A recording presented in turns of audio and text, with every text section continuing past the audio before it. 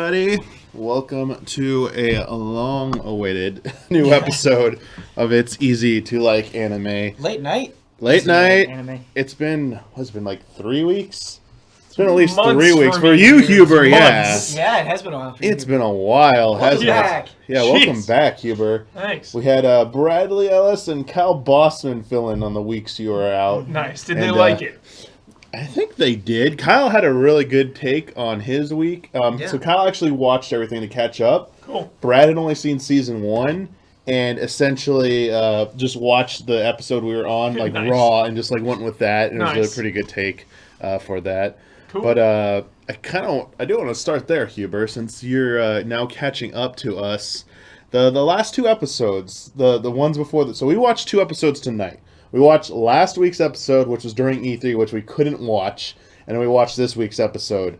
But before that, Huber was on vacation and missed the previous 2 episodes before that, like the tournament arc stuff and the conclusion of that. How'd you like that, Huber? Really enjoyed it. Yeah? Really loved it.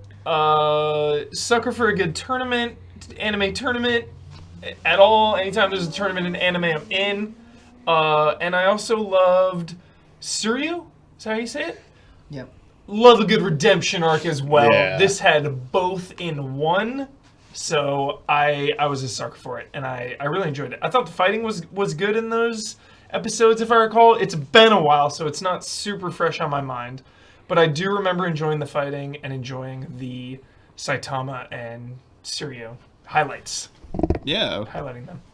good stuff. But we are, Huber, like when I think about it now, I forget if that was I think it was the episode before the conclusion of the tournament arc. I felt was like the worst episode. It was either. Yeah. I'm trying to remember, Ben, which one we were kind of down on. The one we watched with Brad or one we watched with Kyle. The one that Yeah. I was down on, I think, was the one with Kyle in particular. Hmm. It's Okay, been a yeah. little while. Yeah, but that's- I do think that was the one that I just wasn't as feeling as much. But coming into this episode, though, episode 9 and episode 10, you seem to really like episode 9.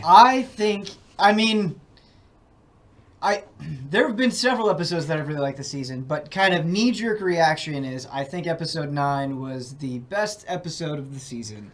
And it was Saitama's show, which we haven't always had this season, Yeah. but really making Saitama the focal point, the way that he came in, the way that humor was used, but really the way that kind of his existential crisis was put at the forefront, I thought was extremely effective.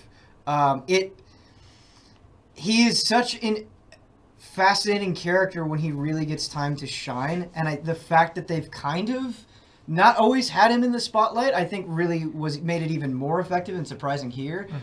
It was just really nice to see. He got to me, and his interactions, I think, with Suryu and with King later on were all really effective for me. What about you, Huber? How did you like Saitama getting the spotlight? Yeah. Give some development there, yeah. Give me that juicy character development, of course, with Saitama. And I loved King dropping the philosophy bombs. But like I love how he's like everything is super serious and emotional and impactful. Right. And then he's like, I read it in manga. So it's like I love getting the high of the emotion and then like the comedy bit right at the end was really effective for me. Yeah, I feel like they really knew when to hit that note.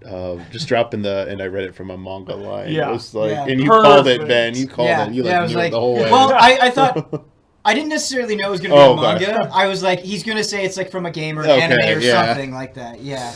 It was just like very well articulated from King, and I'm like, Right. wait, how do you? Wait a like- minute, And yeah. even sometimes like, how do you know this? Like, Yeah. it was a little suspect there. And then King, like, it was great seeing their roles reversed when they were playing games, kind of, because, well, or I guess, like, because One Punch Man, right, defeats everything with one punch, and it, like, only does crouching kicks against King. And then King has the line, you want to see some real cheese. Jeez. And it was just, it was so good.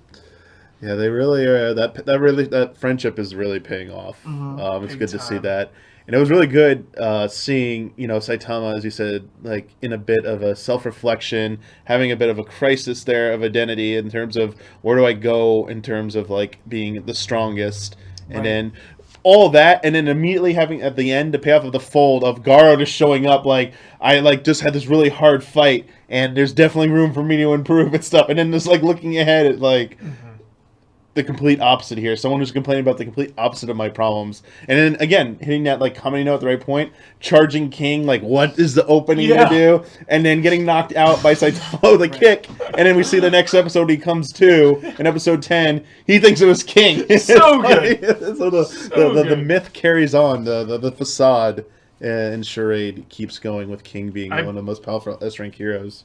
Briefly touched on it from the episodes before, but Suryo, like, following through in his commitment to become a hero, I thought was really nice. Like, him actually worried for Saitama, wanting to be his disciple. Right. Yeah. Like, all that stuff is really hitting me hard, and I didn't really expect it from that character. Yeah, and it's great that we have all of these people. I think Garo is in his own way going on this path and building up strength and learning and having the fights that Saitama really wishes he was having.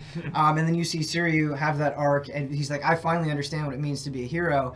And just that sudden humor that this show can be so good at delivering. I had a moment where like the head flops down in the tournament ring, and we're like, is that Goketsu? Like, it is. And it's just like, after that long speech of like, listen, man, you're not going to be able to handle this.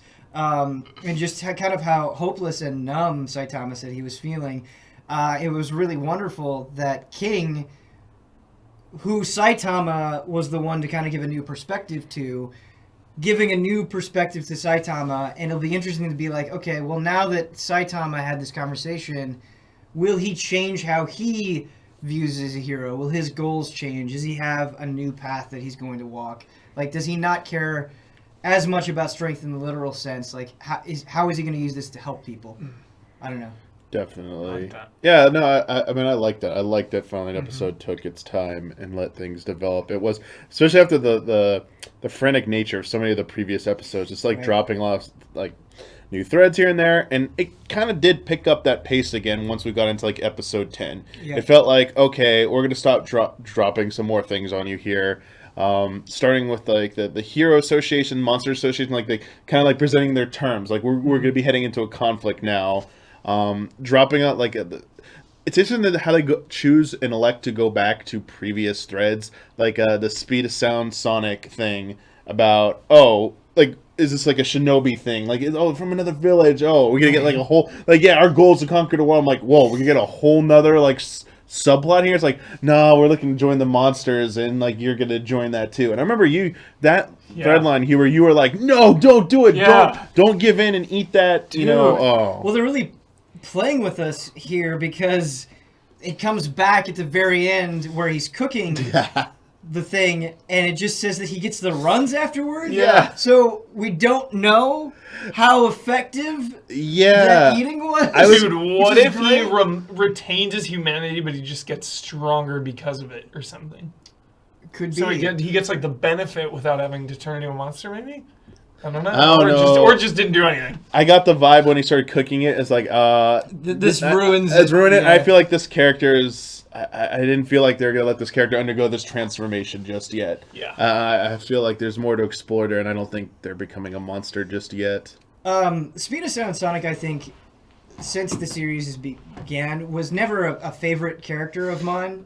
He was just somebody that was kind of there, and I wasn't as interested in his individual storyline or his rivalry with Saitama as I have been other characters, and I felt like his showing here was kind of the most interested that I've been so far. Totally. And just him taking it to that next level, being a monster, saying like, hey, like, because of my interactions with you, I don't really care about being a human anymore. And just that effect that Saitama has had on him, I think could be... I don't know. I for the first time, I'm like, man, I really want to see what's going to happen by the end of the season with Speed of Sound Sonic. Hoping for the ultimate. Yeah, because I've become going back and forth whether or not he's just, always going to be like, as Chad kind of said, like a gag character where I'm here to finally defeat you, and like what million slips on a banana field. Exactly like that. Or will they come into the fold and actually become a member of like Team Saitama? Like I was thinking about with the Suryu as well. after all that, like, will you be my disciple? Absolutely not. It's like, we've gone through this already with Genos. It's just, Right. will you at least, like, go over and hang out with him and stuff? We're going to see that ever-growing group of friends, Yeah. you know, add Ip one more Man, there. dude, Saitama, man, just like open up a school and just train everyone. And I'm ready. I don't know how separate we're trying to keep the episode It's- 9 to episode 10 discussion, I feel it's fine, yeah. but it was really nice watching these episodes back to back because I felt like they did so much with Saitama in episode 9 and really got to be the star of the show there, and then just like wasn't really present much at all in episode 10, and they really went hard on the Monster Association. And I feel like watching season 2 of this show, sometimes it's felt a little bit scatterbrained where they'll feature a character, but I'm like, we didn't really get to spend enough time with them or see them develop. The way that the Monster Association was taunting the Hero Association, I felt like was actually pretty effective. And then just seeing how they're interacting with each other, just seeing the cockroach dude get eaten Yeah. was really good. I just felt like they kind of peeled back the curtain of the Monster Association in a more satisfying way. Totally. And they had a better presence here than they've had in the past. And then Garo and his Yeah. fight with the The heroes, Yeah. yes, Death Gatling and his crew, I felt like was probably one of the most satisfying, intense battles Really cool. of this season. I mean, time and time again, we've criticized the animation, and there are absolutely things to criticize in episode 10 in regards to animation, but just the structure of that fight Yeah. and kind of the duration of it and the struggle of Garo, I felt like made for one of the more interesting battles of this season. Totally.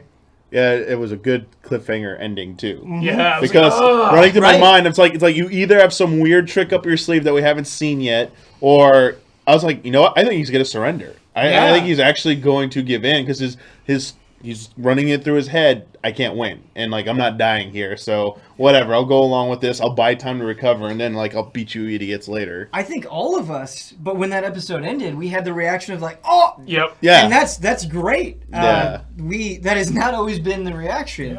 Yeah. Not just because of the cliffhanger, but because I think we cared. Yeah.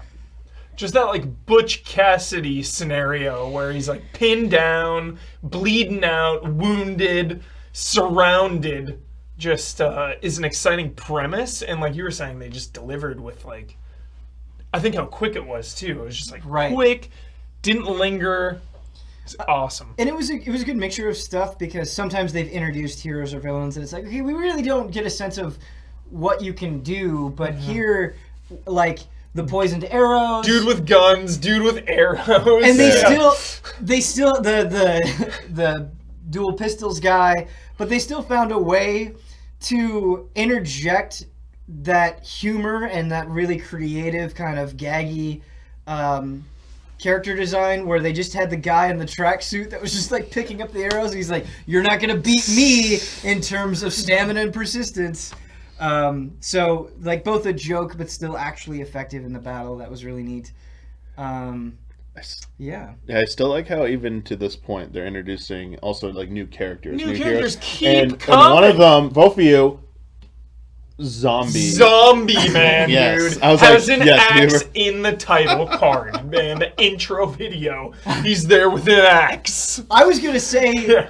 that gorilla. And Yeah, yeah, like it was What the hell? because that was great because like they thought it was an average citizen. I'm like, Right. wait, did we Yeah. miss something? I'm just getting my groceries. Then like Freelance. beats it up, and then zombie, and it's like, oh, I'm tracking this, and I'm like, where is this gonna go? Right. Like, are there like, Zombie Man and Yeah. regular What? gorilla man face off. are there like average people in hiding now? They're like even stronger than heroes. Are gonna like, where's this? So many that would be possibilities. such a crazy dynamic, dude. Thinking about like monsters that are just trying to hide in plain Yeah. sight or like not involved with it at all. Apparently, we have seen it before. It's Armored Gorilla from season Season one. one, okay. I just forgot that. Yeah. Okay. Thank you for reminding us. But yeah, went under the radar. But you know, maybe there's something Yeah. like that. Yeah. But also, Just because there's got to be monsters that want nothing to do with any of it, you know? I think that's an interesting point, though. I'm really glad that chat reminded us and corrected us. But we're getting to a point where there's just so many villains to keep track of, which is it's fun because they keep making them. They give them a chance to shine, especially when we haven't seen them in a while. Like Puri Puri Prisoner, I think is great and something that I don't think should go unmentioned. Yeah. They do so much with so little. Free hugs. Free hugs. And he's like, Oh, God. I just need to like feel your love so hard that I don't feel the pain. And you're like, Puri Puri Prisoner, that's it. Like you nailed So it, man. good. Oh.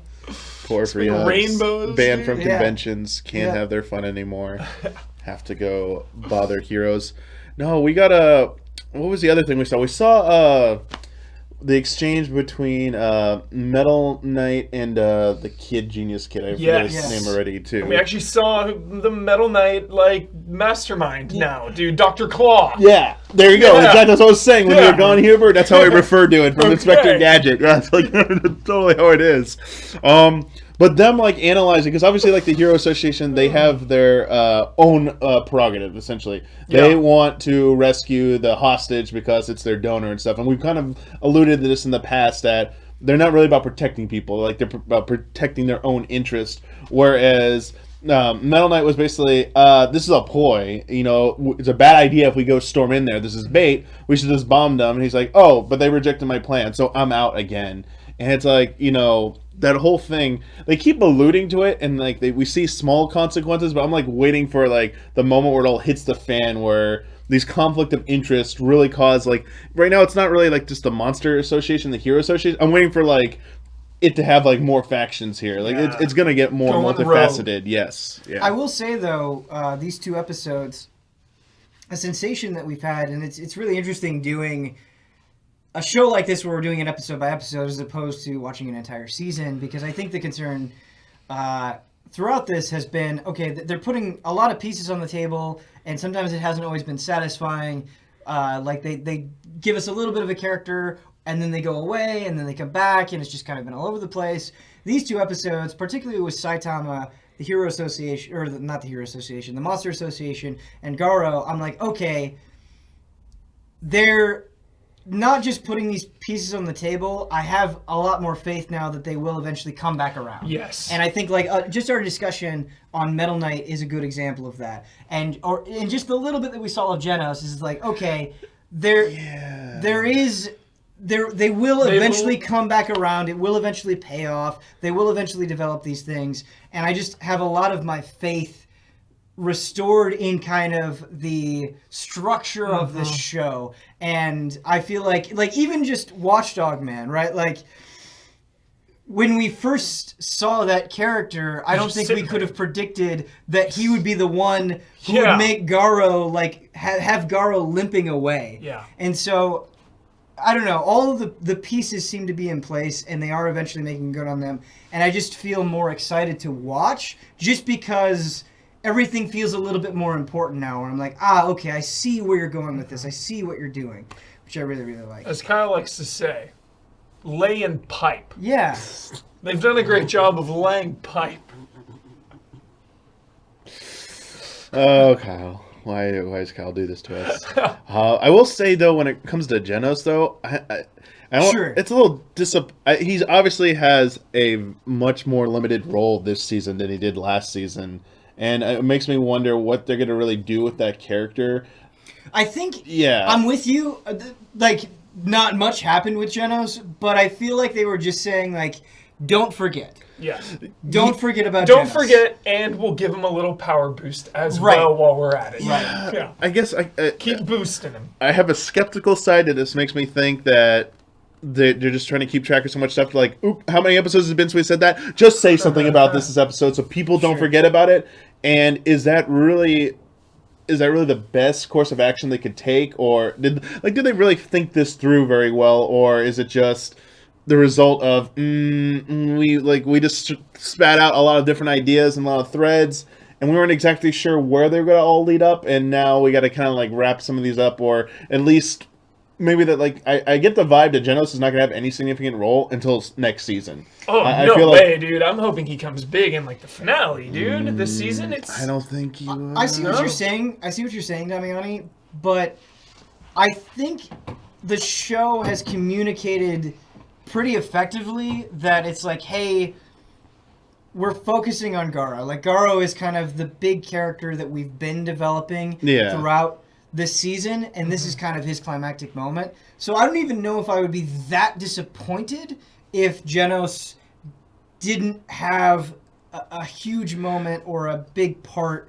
in the next couple of episodes. Yeah, they have not led me on to believe that he was going to have a bigger role. Like they've done like, in that regard, yes, they've actually done by that. Right, they haven't let it's comparing the seasons. Like season 1, he seemed a little bit more integral to things like going on there. Goku and Vegeta. And now we've gone into this season, and he's been kind of like relegated to. He has. You're one of the least important characters right now for this season, right and I just don't know. We were left with that kind of like cliffhanger at the end of season 1. I'll keep going back to this. That like don't trust Metal Knight, and I'm waiting for that. And then and like how far we were like 2 episodes away from the end. I'm like pretty sure we're getting none of that till next season. 2 more? Yeah, there's only 2 more episodes in this season. I don't think we're getting any of that this season. So I've kind of like realized that was never going to be the focal point of this, and they've never advertised it as anything other than that. So yes, he's not the focal point, but I feel like the show has at least consistently reminded us, like, hey, don't forget about Genos, whether it's him powering up or him fighting villains. Like, they've kind of just kept him in our, like, periphery. What I'm more frustrated at is, like, where is Blizzard and Tornado? I feel like for 2 entire seasons, 2 seasons, I've been waiting, like, for Tornado to have a somewhat more consistent role. And I know that Tornado's whole ordeal is like, hey, don't call me unless you really need me. But I have just been waiting, I guess, for a little bit more than what we've gotten, and I feel like the show has not consistently reminded us that they're characters in this show. They just kind of like show up and then they completely go away. Yeah, which has been a little bit frustrating. 2 episodes left. I mean, that kind of changes my outlook. Like, I'm not expecting everything to be resolved. Obviously, it's an ongoing thing. Manga, of course. But like the rescue mission is probably going to be like the crux of it, from what I can tell. Like, I wonder if we'll even see Orochi like in action. Chet is saying that Tornado is a side character at best. I don't know. Huh. Sure, but I think they've done a better job with other side characters. I think with the either. They just keep teasing it. They just keep teasing these characters, and I think that can get frustrating. Especially the power level, too. Right. Like, she's super strong. Definitely was one of the main people in season 1. Right. Compared to everyone else. Yeah, totally. I agree. Yeah. But like I said earlier, I have more faith that they are eventually going to make good on that stuff. Yeah. I feel like they've shown me enough in these 2 episodes that, like... Yeah, I might be a little bit annoyed, in particular with those 2 characters, but I imagine it will happen. I have more belief that there is some sort of grand plan where this is all going to fit together in a satisfying way. Yeah, dude, really, man. Like, everything has really surprised me with how it's all fit together. Even they've managed to make me invested in the hostage. That actually has stakes now because... 1, it's like a kid. Obviously, you want the kid to be safe. But 2, he's like this bargaining chip and this reference to the donors for the Hero Association. So they have like money involved and money on the line from the donor. So I'm just thinking about like the repercussions there. Like if this kid dies, what maybe the Monster Association will run out, or the Hero Association will run out of money. Like there's a lot of variables at play with the the big picture, but also because they've introduced so many characters. Yeah, the Monster Hunter, I wish it was Monster Hunter. The Monster Association. The one thing that I'm kind of a little skeptical on and hesitant is them being that much of a threat to any of the strong characters. They kind of showed that they can decimate a lot of heroes, but I feel like Orochi, like I haven't seen anything that's been extremely intimidating on their end as anything that resembled anything remotely like the main villain, the final villain of season 1. Yeah. In terms of like that kind of like power level / intimidation factor. Oh, cool! He ate one of his minions in like the last episode. Like some like, oh, I sense weakness. Here, I'm gonna eat you. Other person who failed me, I'm gonna eat you. It is like this big thing, menacing looking thing. But like, what can you like? I hope we get to see something before the end of this season. I want to see why is this thing? Why is Orochi so like revered by like the monsters? What did he do that like deserves their respect? I need to see something of that in action. I loved the line of like, hey, once this is all over, like anyone feel free, you can challenge Orochi. Like I loved that line of just, yo, Yeah. I'm in charge, or Orochi's in charge. Like if you have a problem with that, like step up, basically. I think Damiani, it's been a little bit difficult because sometimes they separate these interactions so much, and it's easy to forget how they're trying to show power. But that roach like actually did a number on the heroes. Mm-hmm. And so seeing him just like casually get eaten Yes. and then everybody else sit in Casual. silence, like I don't think that has the same effect when kind of those moments are separated so much. But I do think that that's what they're trying to convey. Yeah, I don't know. Well, man, I don't know. I think power level can be a tricky thing in this show sometimes. I want to take Saitama out of the equation. Sure. Like even like Tornado, like one of the strongest characters, the main villain from the end of last season. I think there could have been like at least a decent fight between Tornado and that character's name I'm forgetting right now.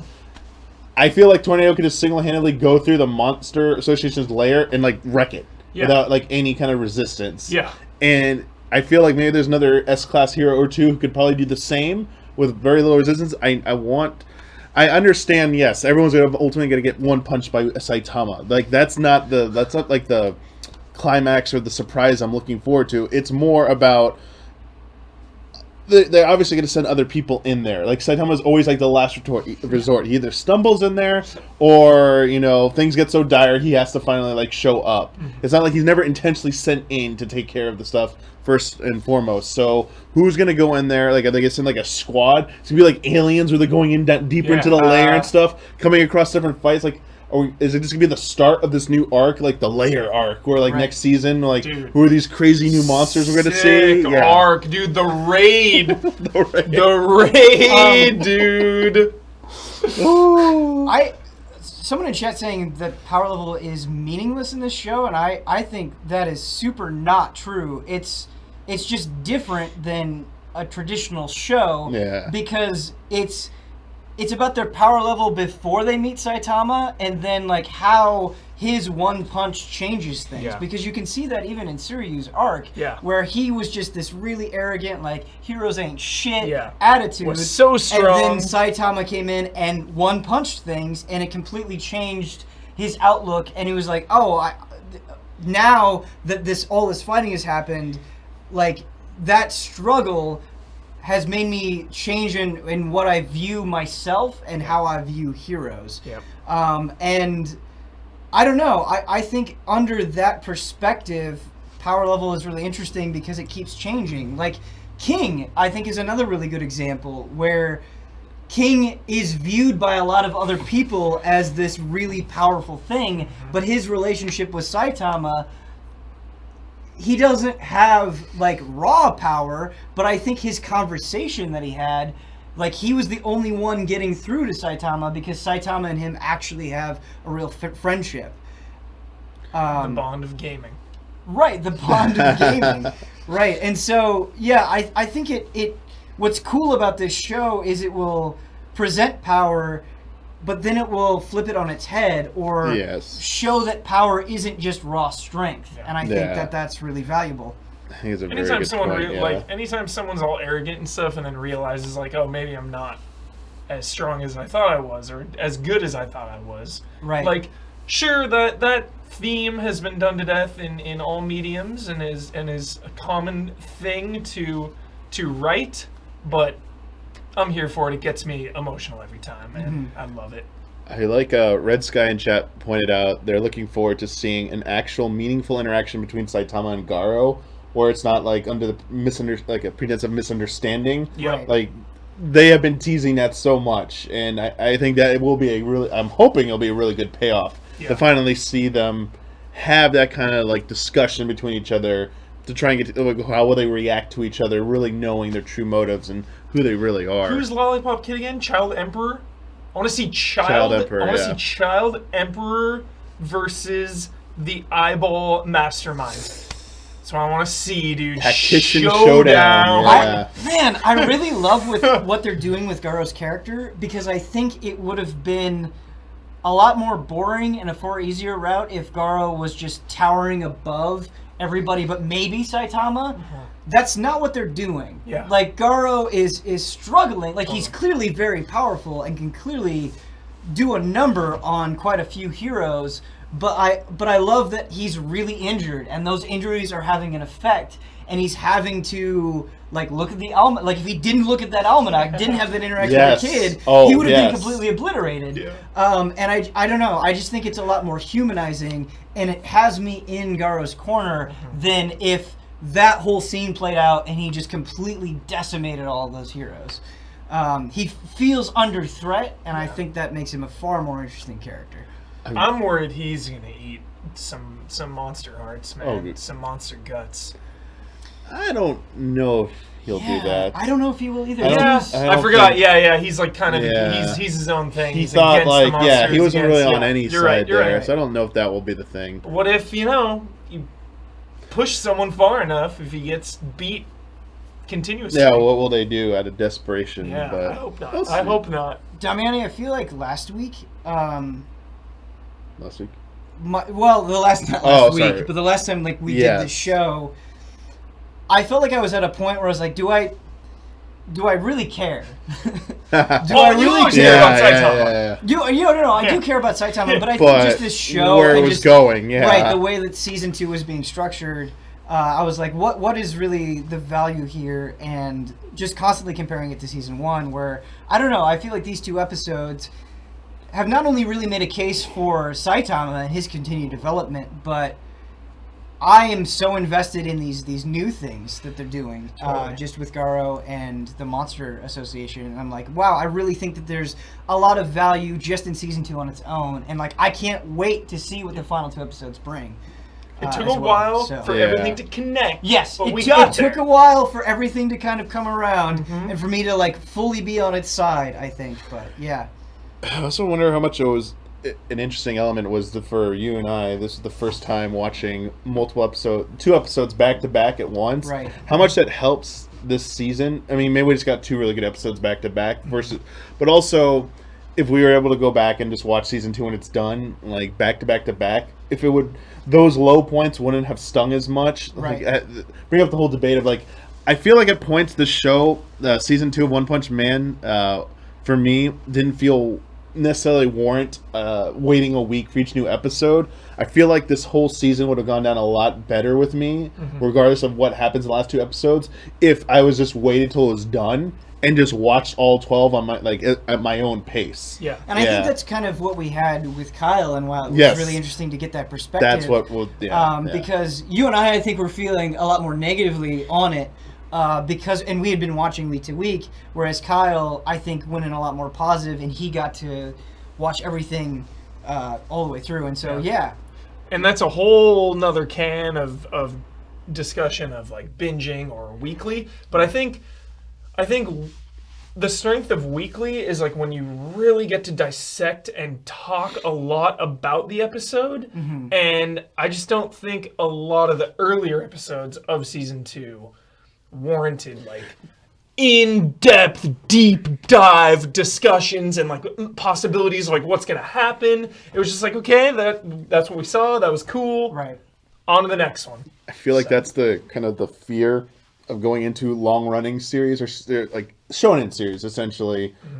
Stuff you know is going to go on for a long time. You know there are going to be lots of episodes in between, like the big highlights that really that was not worth waiting a week for. Yeah. That's something I could have easily just like passed over, gone the other one. That's kind of like the roll of the dice with this, is that you're going to run into episodes, which we did this season. There's like 2 episodes, maybe 3, they could have been like, push those aside. But everything else I felt was like worthwhile doing the week-to-week discussion for that. And, I wonder how it goes It would have been sometimes. interesting to do season 1 of One Punch Man episode to episode, and season 2 has been really interesting to do episode to episode because season 1 was really, really, really focused on Saitama and Genos, and definitely had this Monster of the Week thing going. Whereas season 2, I think, has kind of put its flag down and be like, no, we're really broadening the scope of this world, and we're really committed to the Hero Association, the Monster Association, Garo. And so I think once you do that, once you go, okay, we're really going to broaden this, you can have that sensation week to week being like, where is this going? Is this going to pay off? I want a little bit more. And it's nice to feel like, okay, we're finally getting that. Mm-hmm. Like Saitama, okay, I see where he stands now in season 2. And that, man, because the tournament, right? I think that was kind of a complaint for us in season 2, is like, they're really drawing this out. What's the point of this? Is this as effective? Like, was it worth Saitama being sidelined to this tournament and not dealing with the monsters? And I think it was really impactful for me, him going like, hey, I did this martial arts tournament and I didn't really get anything out of it. That was something I kind of had this glimmer in my eye. I was hoping that I could feel it. I could feel that rush of fighting and being a hero. And I loved where he was like, even after all of that, I still didn't feel anything. It kind of made the whole arc a lot more worth it to me, with him having that level of reflection, I think. So Yeah, that's a really good point. And I wholeheartedly agree with that. I mean, I feel like Saitama... I'm rooting for someone to actually give him a challenge, honestly. Or Right. for him to, actually, find something. Like, King's speech to him was like, oh, maybe that's it. But, okay, it was a corny thing from something else, from a manga. But at the same time, I feel bad for him because he's like you said, he's bored. Like, that kind of sucks. And I have, that stimulation in life. And it's it's also a little bit of dark humor. Everything going on around him. Like, this is batshit insane. But to him, it's like... Yeah. Whatever, I get that. No, I don't. I was waiting for you to say, Dominic, how the hell do you get that? How the hell would you... You gave me a chance. Yeah. You're like, I get it. No, you didn't. You didn't. That'd be quicker. No, it's late. It's late. Yeah, I know I want to get, any final thoughts, but there's something not One Punch Man related I was really excited to say, especially to you, Ben. I don't know if you saw it, but they announced with the first, teaser trailer of another anime series, My Hero. Oh, I season- saw it. Season I saw 4's the release season 4 date? trailer. Yeah. October! That tease for season 4 of My Hero was kind of a roller coaster of emotions because it was like, oh fuck, My Hero is so good. Oh no, this isn't until October. But yeah. My Hero It's not is too very bad. good. Yeah. I was 4 months. Yeah, that's a good time actually. A few months away, give some of a breather. But maybe we'll get there someday. But yeah, and, how do you feel about going into these last 2 episodes? That where you think we're gonna end up? And do you feel? I saw it mentioned in chat, so I want to ask this question actually. Do you feel where we are with the story right now, what it could end up being? Do you feel the story is better in season 2 now than it was in season 1? Or do you still feel season 1 did things better so far through? It's a tough question because 1 had the end of Saitama craving action, craving a fight, and then he kind of got it at the end a little bit with that guy, that alien being. So it kind of had that nice, just singular focus. This season is really going to boil down to Bang and Garo's inevitable showdown. If it even happens, there's 2 episodes now. Yeah, the master I didn't and even the know there were only student 2 here. left. I'm a little concerned now, actually, because that's so quick. But Garo has been huge focus, so I need a good payoff or good resolution with him and his master. And like many things, I'm a sucker for master and apprentice, dude. Let's All right. go. I have to be the one. Yeah. Yes. Yeah. So I got a lot riding on that. I don't expect Saitama and Orochi to play out over this season. That'll be like teased for next season, like you said, the raid arc. The radar. Yeah. Looking forward to it. Yeah. But yeah, Ben, would you like how I feel is I feel the world building in season 2 is there's been a lot more of it, and they've done for the most part a better job than in season 1. Season 1 felt more about building up. Season 1 was just like constantly alluding to things. Yeah, like, and now I feel like we're cashing in a little bit more. Yeah, I feel Hero like association hype. I feel like I got sure. they pulled back the curtains. Like, here's everything that we were referencing and stuff. You get to see it fleshed out. Yeah, I mean, have you liked that about season 2, or do you feel that? I guess has there been anything that's been particularly disappointing to you? Not story wise, has there been anything that's kind of been like a little bit of a letdown? In season 2, I think there have been a lot of letdowns. I think Metal Bat and the way that they portrayed him in season 2 was a little bit underwhelming for sure. And I think there are other characters that you can look at in season 2 where it's like, that didn't really go where I wanted it to. But in season 2, I think there have definitely been moments of, where are we going? Is this really what we want? Is this going to pay off? And kind of what I've been saying over and over again, I think, just in our discussion, is I feel like I'm finally at a point where I'm like, okay, I see it. I see where you're going, and I really like it. And week by week, you've been kind of seeing where our emotions are and how we're feeling about season 2. And it's nice to be able to say, going into the last 2 episodes, I'm excited. You have me. You really made me invested in how this is going to end up. I think I guess the way to focus this is I really care about what's going to happen with Garo.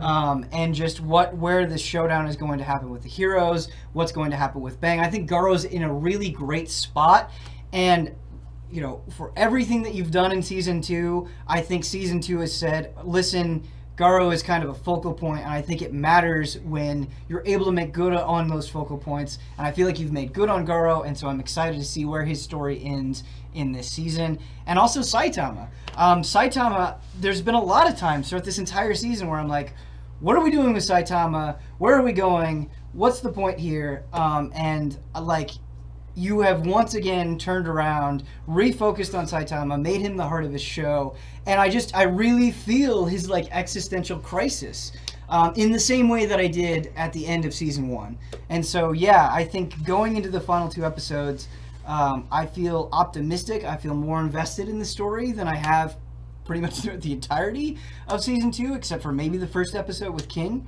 And so I think we're in a really good point, and I'm just relieved, I guess, more than anything else, that I'm able to say that, because I think it has been a rocky road with this season, and I think before we shot this episode and watched episodes 9 and 10 of this season, I wouldn't have been surprised if I would have said oh no, I am not excited for the final 2 episodes at all. And so I'm really happy to be able to say that I do care, that I am invested, that I think this is more or less paid off, for better or for worse. I think, the thing they've done the best this season, the thing they've absolutely nailed has been Garo. Yes. And I think that was the thing they needed to nail. In fact, looking back at where we've come so far through 10 episodes, I know they felt they needed to introduce a lot of new things to just keep, challenges for both, for both Garo and other characters, the heroes, to deal with. But in retrospect, I know we still got 2 more episodes to go. I feel at this point it could have benefited from a little bit more focus on Garo. I know the whole season. Yeah, the whole season. Absolutely. I know they want to hey, remember this. It's I think you maybe could have sacrificed some of that to put a little bit more of the focus on Garo, giving a little bit more of that. As you said, the whole the master student thing. We have that's just been. They keep having to remind us. This might happen. This might happen. They could have gone a little bit more heavy onto that. Not a lot of time left. Yeah. I mean, I think I'm really glad that you brought that up, because I completely agree. As far as Garo himself, I think the way that they have kind of evolved that character through the kid and the hero Almanac, I think that has been pretty consistently good. But when Bang is oh no, I need to be the one to take Garo down, it's I see what you're saying, that makes sense, and that could be really cool when they do finally interact. But that moment with Bang wasn't as exciting as it could have been if they had developed that relationship a little bit more. And that's probably coming, and it could be great in the moment. But just him saying that, it wasn't like this, oh my God, moment that I think you're kind of alluding to with that development and the focus of the whole season. Hubert, everything said right there, Hubert. This is why I hope that final confrontation does not happen this season, because I don't feel the stakes for it. I don't feel the stakes for it because I'm not invested. I'm only invested on the Garo side. Like my stakes are, I want you to like keep going on, but I don't care about the other side right now. You don't care about the Bang side. Yes, as much. I don't care about Bang in that. Like they have not given enough reason to believe in that side to make like a meaningful conflict when like this moment when they finally face off. It's not gonna be a big payoff for me. It's just gonna be. Was this? Yeah. In a perfect world, next episode is an entire flashback with them, and then the finale is the showdown. But that's probably not going to happen. I don't see that happening. That's what I was going to say. It's like an entire flashback episode when there's only 2 episodes left. It's not going to happen. Might be, the penultimate episode. I don't think you don't do that. We're missing that context, right? You know, and I think like throwing in the flashback during the showdown would be a bad idea. Yeah. And I just think, I don't know. But I guess the ultimate question, Damiani, that you posed to us, that I kind of want to throw back at you, with everything you said, which I thought was a really good point, are you excited for the final 2 episodes? Are you optimistic for the final 2 episodes based on what you saw here? I feel like I want to believe they're saving the best for last. I feel like they've had some really good ideas this season. I feel like they have a batshit insane thing saved for like the cliffhanger. Like at least I'm hoping that, because I really feel like the next 2 episodes in my mind we're going to get to the payoff of the hostage situation. I feel like that is where we're going. Nothing more. No big showdown between the monsters and the heroes. Like there'll be a showdown, but like it's not gonna be the ultimate showdown. We're not resolving that arc. I mean, maybe they will. Maybe that's one of the things the show says. At any point, something is disposable. It wasn't actually that big of a deal. Like once Saitama enters the picture, all bets are off. And then but we already played that. They already played that trick in season 1. It was like, oh, when they finally had this fight, it was a cool fight, but ultimately Saitama was like. He's like, that was a good fight, right? Yeah, he goes, hey, you're lying. Like, that wasn't even hard for you. He's like, yeah, it wasn't. It's like, all right, so we get that. But I hope that it's not Saitama. I hope we get to see some of the characters that we've been rooting for. Like, I'm secretly hoping they send Garo in to do it. Like, that's what I'm looking forward to. Is like, I hope he's going to surrender next episode. They bring him in. He's so injured, though. I mean, I doubt he'll even heal in time by the time the season's over. You know? Pretty beat up. I am optimistic. And I feel like we're in a good place, and the logic I'm following tells me to say there will be a showdown over these hostages, and there is one last trick up their sleeves that they haven't revealed yet. And I just because of season 1, like the flashy ending there, I'm hoping we get something similar. But it'd be great if it wasn't Saitama. For me, it does not have to be Saitama being the finale of this, the final fight that we see him versus anyone. I'm hoping we see someone else that we care about. That's why I want Garo. Yeah. Like, I'd love to see that where maybe Bang, they show up and stuff to confront him, and he's like, I'm going to go do this and stuff. Like, oh, maybe the decision is we don't need to deal with him and stuff. Maybe there is another solution for this, because we've been presented these 2 sides, but we've also been like given this like peek into it's not black and white. There is gray stuff. There are other characters, other motives out there, and I think for me, Saitama's arc and where I'd like it to go is I want him to see that like neither side is like really right. That there is always another way, and he's going to choose a different way. Like, you don't need to be a hero. Villains aren't always the bad guys, and like, screw the system. Like, it's the dumb system. Like, that's what it's been about. Like, screw conventions in the show. Like, if you have the means to do it, why be held back by these like archaic systems, essentially? And I hope we get to that, but you never know. I do like how they handled the tragedy of Saitama and kind of recontextualize it again in episode 9.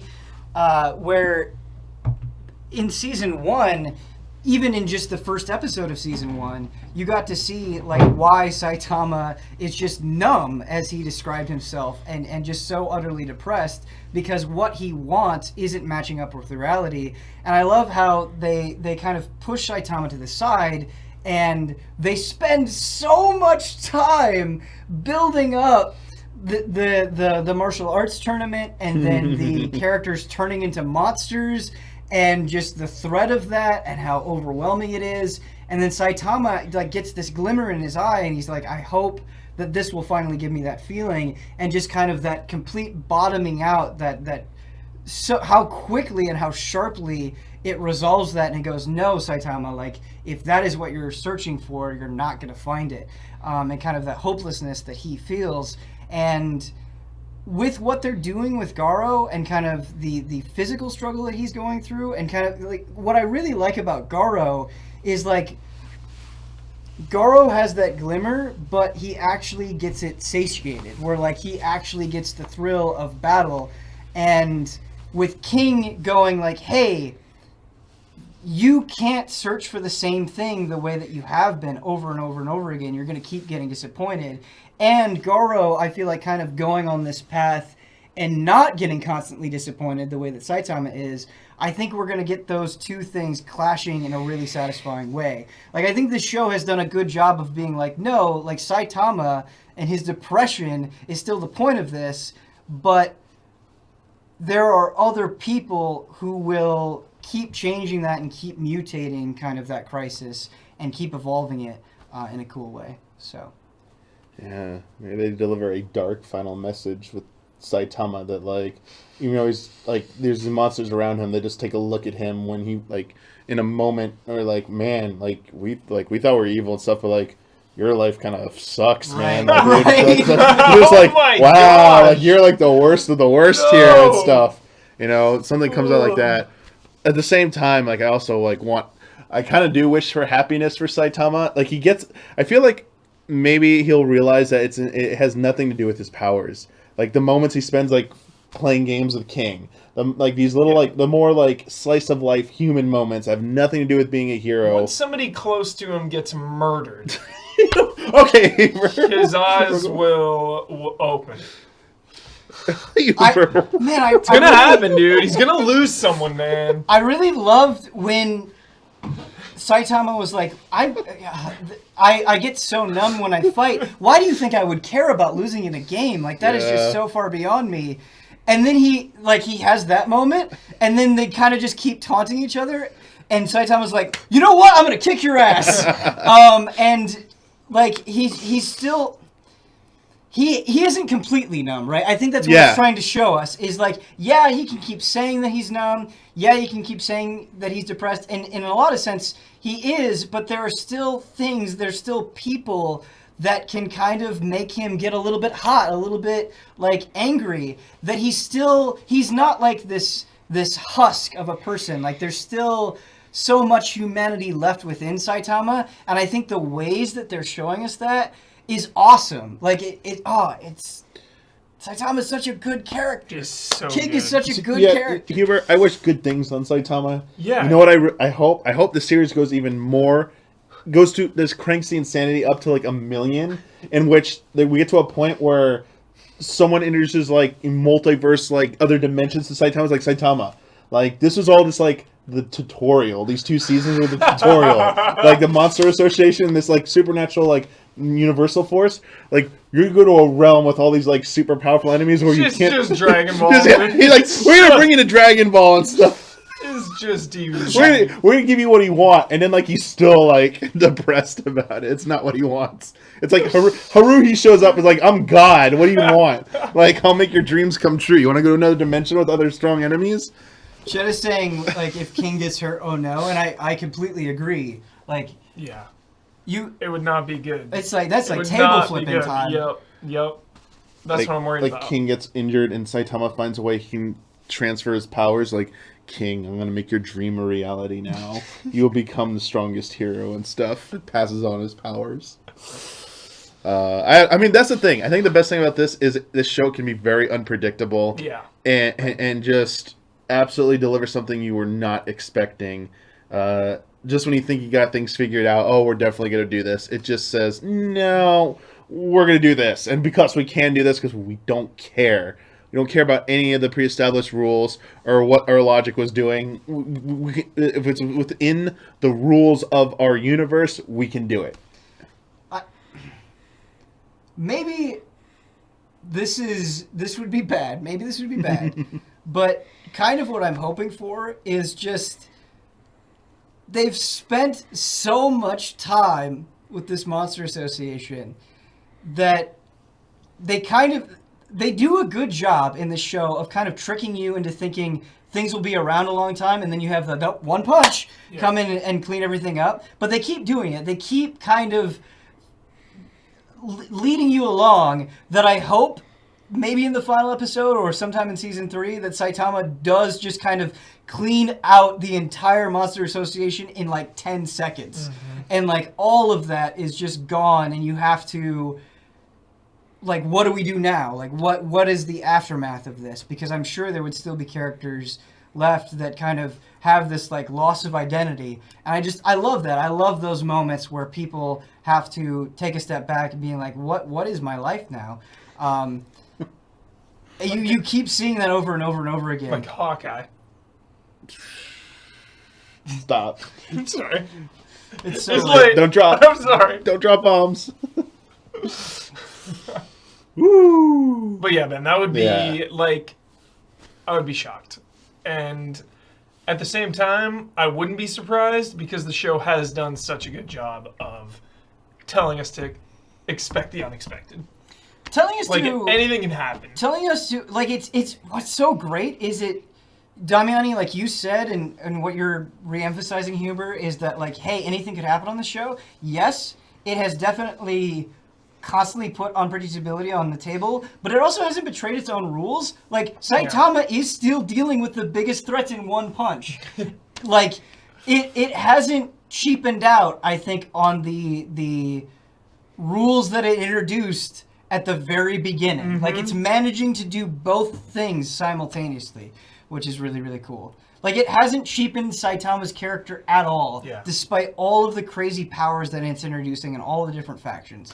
So, And respect. like not showing him kill Gengotsu or whatever, really effective. Just the head roll. Oh, back yeah. in, Yep. that was top tier. Yep.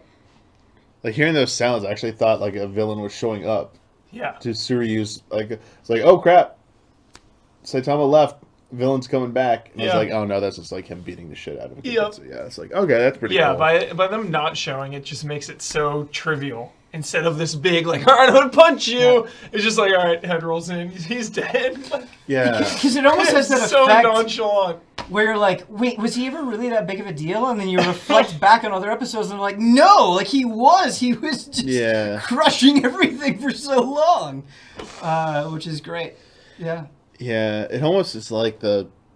I mean, not almost is. It's pretty much like one of the big points they drive home in this show is that things you think are a big deal, like these big spectacle things, like they might be. You're looking forward to seeing them, but ultimately they kind of pale in comparison to like the actual relevance and to like the personal level of like something that's personally important in terms of like the moment to moment things that happen. Like the fights aren't necessarily like the high stakes thing, because we know at any moment Saitama could step in and he's gonna one punch him. Like that I think that's the point, is that the most meaningful moments in this show are the smaller, more human level developments that have nothing to do with like physical conflict so much as it does with like, you know, internal conflict. And I think it's almost like it's not almost like, it is basically like this is like a level of parody, but I don't think it's meant to always be funny. I think it's supposed to be like kind of like a reflection of, you know, where people place their values on stuff, like especially in the realm of anime. Everyone puts so much emphasis on like big fights, flashy fights, power levels, and it's just like, yeah, like this is, if you haven't gotten it by now, like, come on, this isn't the point of this. Like, the point is there are more important things going on, and there are more important things to other people than just who's going to beat this person. Like, how's the fight going to go down? And in some regard, the show is Looking like for meaning. Yeah, like the show to me, this show is like less. is almost not about fights at all. The fights are usually the dullest things, except season 1 has some flashy points, but it's like gotten so like mundane at this point that I feel like, yeah, the most powerful moments are when certain characters finally interact with each other and what they do in those situations. It's not the fights. It's like not the fights at all for me. Well, it does come down to presentation, because there have been so many times where the fight that they're showing in season 2 is supposed to be, oh my god, let's marvel at the power of these characters, and just the animation has let down that sense of power time and time again. But here, with Saitama and Goketsu, when you just see the head flop onto the arena, and just the way, the very quick, fast way that it shows that, like, when it goes from Suryu having the conversation, and then like while he's having the conversation, the head is like rolling onto the thing, like it has an impact. And I feel like they finally, that scene is how I wish more of those moments felt throughout season 2, where they found, like, even if you can't animate it very well, or you can't give us that sense of power, present it in a way where we still get the impact. Yeah. And I feel like with that character, with Saitama, we actually got the impact this time, which was really nice. I even think they did a good job with Garo and King and Saitama, like when Garo just got punched through the wall. Like it happened so quickly, but the speed in which it happened conveyed the power of Saitama. And then Garo waking up and being like, wait, was that King? Like, King was just as awful as I imagined. Like, those moments played as they were supposed to, I think. Where there have been a lot of fights where it's like, that felt like it was just kind of hand-waving, like, oh no, big moment, and then it was just kind of over. And totally. Yeah, I don't know. It worked here. Yeah, that's a good point. I also, like, the moment you just pointed out about, like, Garo thinking about, like, assuming it was King that was going to do it. This show does such a good job, I feel, at the end of the day, of kind of showing you the effect of perpetrating facades and myths, and that people will, like, what people believe in and what people accept as truth is sometimes the most powerful thing to influencing, like, the outcomes of things and, like, how people react to that. The whole thing when they get, like, King, still now his, like, facade is preserved through all of this. Yeah. The fact that, like, some people still don't believe Saitama is very powerful. It's just like, oh, other people get credit around, like, oh, obviously he's a low-ranking hero and stuff. The notion of, like, the hero association, like, we're here to protect you, but yeah, we're here to protect you. I think it shows a lot about, this show is a good message about, like, the hypocrisy in, like, the day-to-day life of things, and that so much of your reality is constructed by things that you, from your perspective, what you believe in. And the show shows you so many different sides to that, like how these different angles are, and it's nice to, like, see, getting, like, the God's eye, like, we get to see the real truth to it, but we still are seeing these characters operate under these myths, essentially, that this is not how it is, but my whole life is, like, determined by this. It's like, oh no, like, stop, like, that's not right. But, you know, what can you do? And, like, you're ultimately, like, powerless. Even Saitama is, like, a victim to that as well. He people around him, like, he got, like, a low rank and stuff because, like, he obviously, like, they didn't care how strong he was in the exam in season 1. Yeah. Like, oh, you were dumb, you weren't smart, so, like, that's our society says, you're not smart, you can't be a good hero and stuff, no matter how strong you are. And it's like, this dude can, like, save everything from you. Yeah. I feel like there's a kind of, well, not a kind of, there just is a strong nihilism in it, because, Damiani, you're talking about these facades that are being presented, but I think it kind of goes beyond that as well, where some of these characters really have sacrificed so much, or have spent so much time building up, you know, whatever particular talent they're trying to build up, and then something comes along that just crushes it in seconds. And I think that's kind of like the life lesson here. Yeah. Is, hey, you can devote your entire being to something, and it may just get completely obliterated in the blink of an eye, and that's the way it goes. Like, there are other forces out there that you can't even comprehend that will completely undermine, like, your entire perception of how the world is supposed to function. And I think that's kind of depressing, but also kind of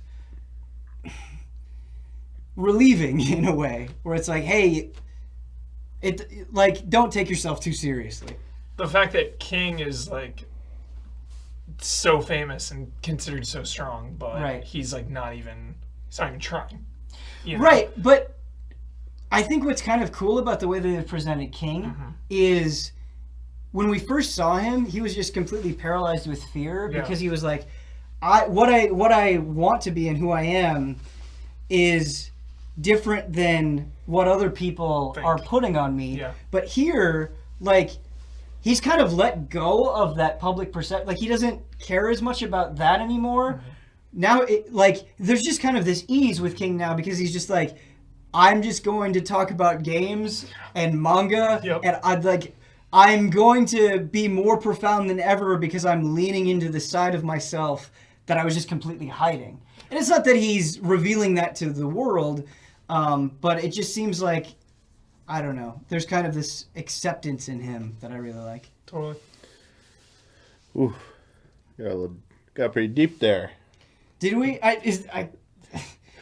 What is it? 1 o'clock in the morning? Late night with anime and stuff. You know. Yeah. Thank goodness we weren't watching.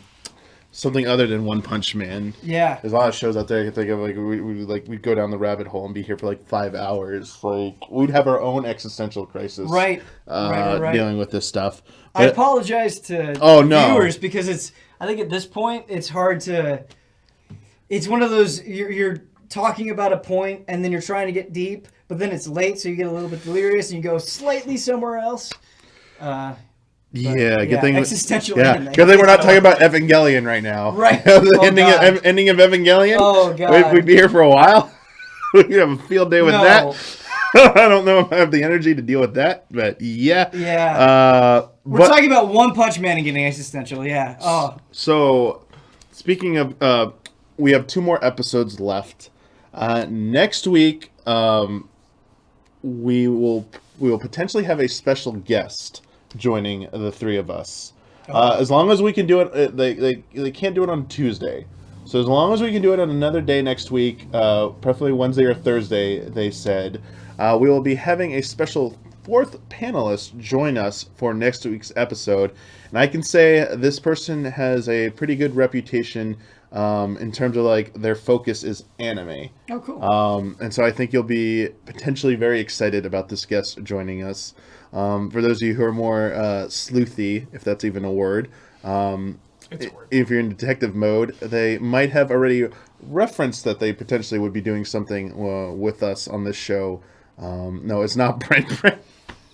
Because Brandon is going to join us to talk about he is the anime master. JoJo. He's going to talk about all of JoJo, everything JoJo. We'll have a marathon 12-hour session. But yeah, that'll be either next. So our next episode will either be next Wednesday, Thursday, or potentially a different day. It might just be on Tuesday. Things fall through. We'll just do it on Tuesday. That'll be the next episode, and then the week after that will be the final episode. We will be done with One Punch Man season 2, and yeah, we're getting close to the end here. The light at the end of the tunnel.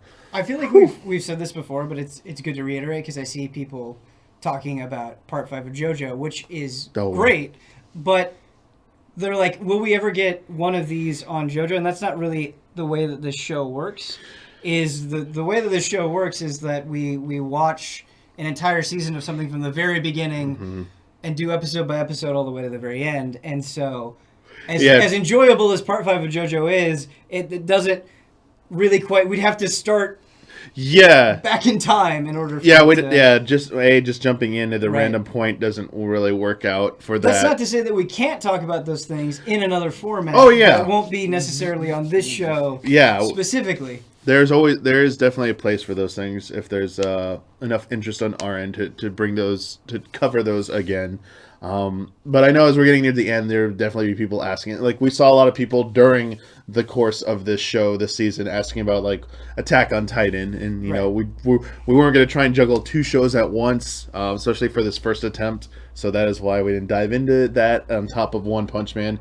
I'm glad we didn't, because especially with all the catching up we had to do for this. Missing out on the Attack on Titan with E3, that would have been like this episode would have been a nightmare.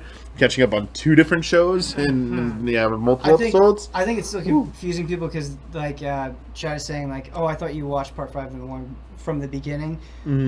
Yes, but the thing is that when we do this episode, like we watch the episode and then we record, and so we've already watched the vast majority of season 5 of JoJo, and so it wouldn't really work because this show is watch discussion, watch discussion, watch discussion, whereas something like JoJo, it's been like a ton of watching and there's been no discussion in between there, and so it's just a completely different format of thing. Yeah, this is meant to be live. Yeah, Right. it's meant for this is meant to for us to get together each week to talk about the most recent episode Right. of what we're watching. Because we know that all of you who are watching it, we wanted to do these episodes as soon or close in proximity to the release of a new episode, because we know you all want to like talk about this, share your thoughts. That's why we're doing it live, because we can see your thoughts in chat. We can like actually address some of them or incorporate them into our answers here.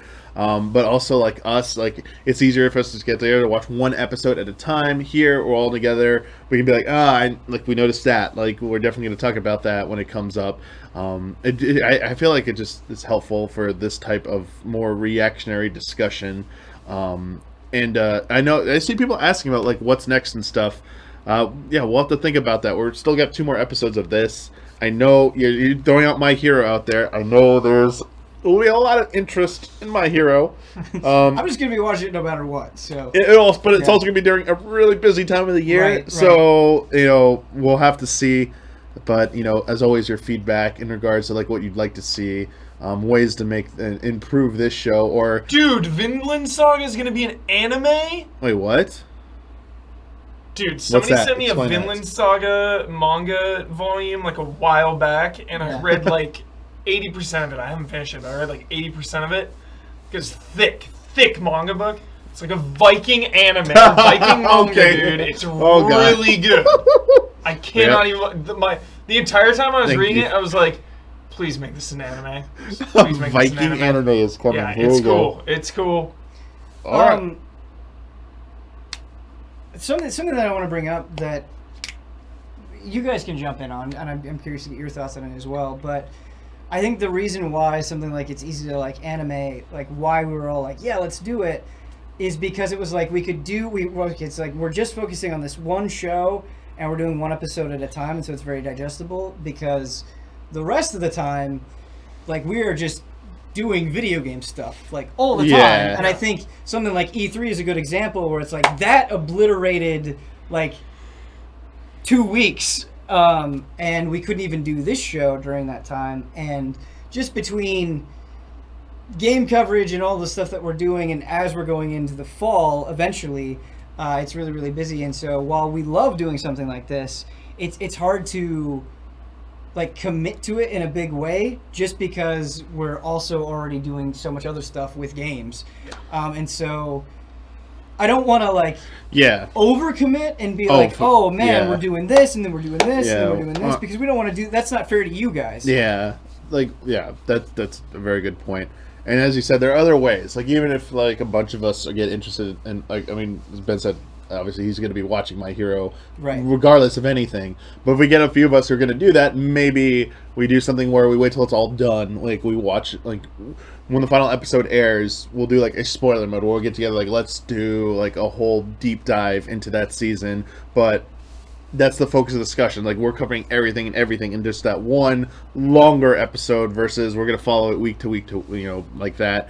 I mean, I think it also works better for shorter shows like Game of Thrones, despite quality aside, was a great thing. It was only 6 episodes, and it's like, okay, that is like really easy to do.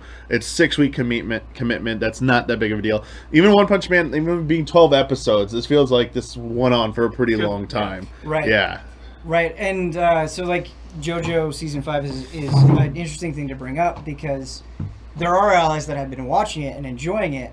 And that would be a really fun thing to share. But if it's like if we committed to a weekly show for that, like it's been hard keeping a consistent schedule for One Punch Man, which is 12 weeks. That would be 39 weeks. And so that's a very long time, which isn't bad. But I think we just are kind of our thought process is, let's do what we can when we can. Let's try out different things. Let's see what works, what doesn't work. Let's learn from it without overcommitting, without jumping in too deeply and then not being able to do it, which would be bad. Yeah. We don't want that. But I feel pretty good that we have, with the different shows we have, that we have avenues to cover this stuff. We'll find ways. Yeah, like Yeah. there are definitely ways to do it, and we got like upcoming ones. I mean, besides like regular spoiler modes, which will go over stuff in depth. One thing, I know it's not anime, but going off the recent Game of Thrones thing I did with Jones, I definitely want to do later, towards the end of the year when it comes out, like November, December, like the limited run Picard web series. When they come back to that, because like being like one of the many of you out there who are like huge Star Trek, especially Star Trek TNG fans, like absolutely like been waiting for something Next Generation for a long time, especially something involving Patrick Stewart. Just like anything involving Patrick Stewart is great, and seeing Picard come back and being like the focal point, like they said it could be 10 episodes. I'm like, I'm in, and like I am gonna drag someone here to talk with me about that. But there'll be things that come up every now and then that I feel like this type of format will work well with, and I feel now that we've done like almost two whole shows, like season 8 Game of Thrones, and now almost this with One Punch Man season 2. I feel like this is a good format for case specific shows that we can now go to and use. So. I definitely see like if it's a long time before we come back to an anime thing, like I understand like, oh, we made this name called It's Easy to Like Anime and you haven't gone back to it for a year. It's like I feel like the more important thing is like the format of this. We haven't called the week following. We still got two more episodes. Yeah, we haven't come up with a show name for this yet. It's like, yeah, it works. We get it. We'll definitely bring it back. It's not over. Yeah, we'll. Yeah, we still got 2 more whole episodes to go for this before this ride's over. So I'll make an update. I apologize there were no questions this week because we had so much to cover this week that I was like fitting in questions would have been like overkill. We're already like at almost an hour and a half here. Oh yeah, we got to wrap this up. But next week. Wait a minute. It's 1 a.m. and I just see in chat next anime, that one anime about moe girls pumping iron. What is that show? What is the name of that show? Wait. Is that real? Is that a real show? Or are you messing I don't know. with the chat? Anything could be happening at 1:10 a.m. It's ecchi. That- Oh, okay. Well, there we go. It's a real show. Okay. Real It's a real anime? thing. All right. Good to know. It's called Gym Anime. Okay. Gym Thank Anime. you for that. That's a good name. But yes, I'll make a post next week asking for questions for next episode. And as long as I get it locked down, I'll also be announcing who our special guest is. So look for that post next week. And yeah, it's like just tired and stuff. I'm gonna move over here to take us off because our stream room isn't even completely reset up from E3 yet. So like I don't even have all the stuff here yet. But yeah, we will see you all next week. And what do we say? Yatta! Yeah. Thanks for sticking with us, chat. Woohoo! Loopy tonight.